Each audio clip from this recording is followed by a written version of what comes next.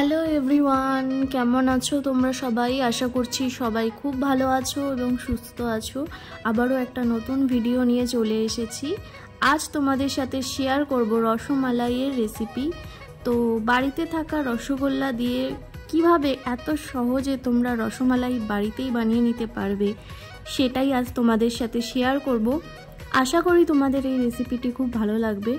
একটু স্কিপ না করে পুরো রেসিপিটি দেখতে থাকো। তো চলো শুরু করা যাক। প্রথমেই আমাদের লাগবে রসমালাই বানানোর জন্য দুধ। আমি এখানে 1 লিটারের দুধের এই প্যাকেটটা নিয়েছি আমুলের। দুধের পরিমাণটা তোমরা কতটা বানাতে চাইছো সেই অনুযায়ী নিয়ে নেবে। তো এখানে আমি 5টা রসগোল্লা দিয়ে বানাতে চাইছি, তাই জন্য আমি 1 লিটার নিয়েছি। তো প্রথমেই আমরা দুধটা যে পাত্রে রসমালাইটা বানাবো তাতে ঢেলে নিচ্ছি।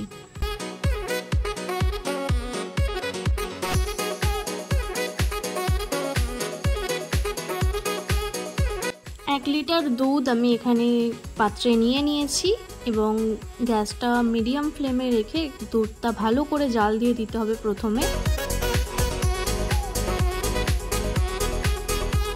দুধ ফুটে আসলে ফ্লেমটা লো করে দিতে হবে মিডিয়াম থেকে, এবং তারপর ভালোভাবে দুধটা ঘন করে নিতে হবে। লো ফ্লেমেই আমরা পুরো প্রসেসটা এবারে করব। তো এখানে রসগোল্লাগুলো নিয়ে নিয়েছি, 5টা রসগোল্লা আছে। যতক্ষণ না পর্যন্ত দুধটা অর্ধেক হয়ে যাচ্ছে, মানে 1 লিটারে অর্ধেক হয়ে যাচ্ছে, ততক্ষণ পর্যন্ত কিন্তু দুধটাকে ঘন করতে হবে এবং কন্টিনিউ স্টার করতে হবে। স্টার না করলে কিন্তু দুধটা তলার দিক থেকে লেগে যেতে পারে। তো এভাবে আস্তে আস্তে দুধটা ঘন হয়ে আসবে। দেখতেই পাচ্ছ এখন দুধটা অনেকটাই কমে গেছে আগের থেকে, আর একটু ভালোই ঘন হয়ে এসেছে। তো আরও আমাদের ঘন করতে হবে, কারণ কনসিস্টেন্সিটা এখনও সেটা আসেনি যেটা আমরা চাইছি।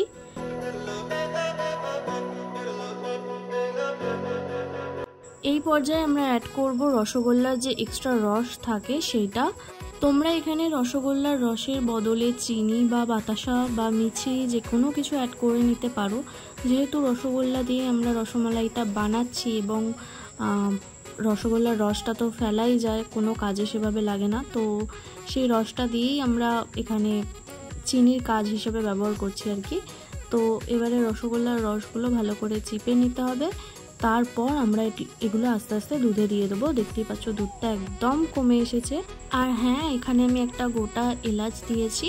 তো তোমরা এলাচ গুঁড়োও দিতে পারো, বাট এখানে আমরা এলাচ গুঁড়ো ইউজ করিনি, এখানে গোটা এলাচটাই দিয়েছি। তো রসগোল্লাগুলোও সব দেওয়া হয়ে গেছে, দেখতেই পাচ্ছ। এবার ভালো করে এটা একটুখানি ফুটিয়ে নেব, পুরোটাই লো ফ্লেমে হবে। আর ভালো করে ফুটিয়ে নিই, তারপরে তোমাদের ফাইনাল লুকটা দেখাচ্ছি।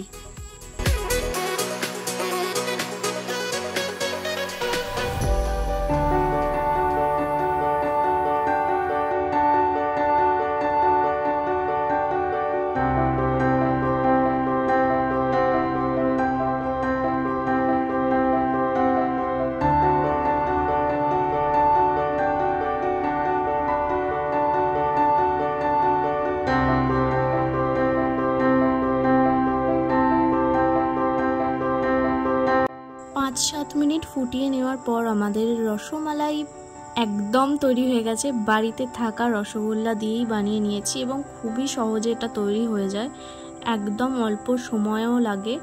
তো কখনো যদি রসমালাই খাওয়ার ইচ্ছে হয়, এই রেসিপিটি একবার ট্রাই করে দেখতে পারো। আশা করছি ভালো লাগবে, কারণ আমাদের সকলেরই খুব ভালো লেগেছে এটা।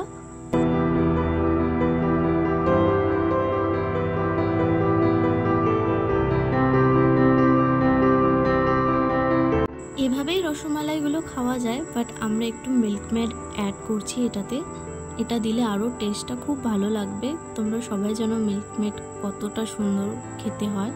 তো রসমালাইয়ের উপর থেকে জাস্ট এটা একটু অল্প করে দিয়ে দিলাম। এটা তোমরা দুধেও দিয়ে ফোটাতে পারো, তাহলে দুধটার টেস্টটাও আরও ভালো হবে। বাট আমরা ডাইরেক্টলি এটা দুধে দিইনি, এটা আমরা উপর থেকে পরে দিয়েছি।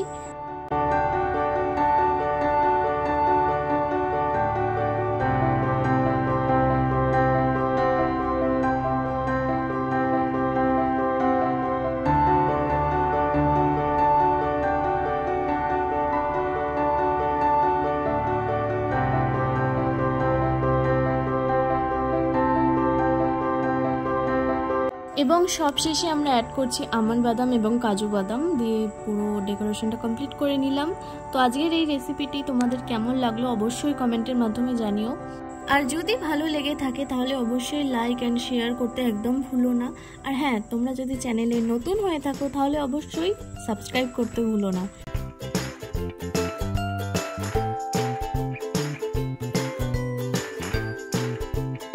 আর হ্যাঁ, অবশ্যই রেসিপিটি একবার ট্রাই করো, আশা করছি তোমরা কোনোভাবেই হতাশ হবে না।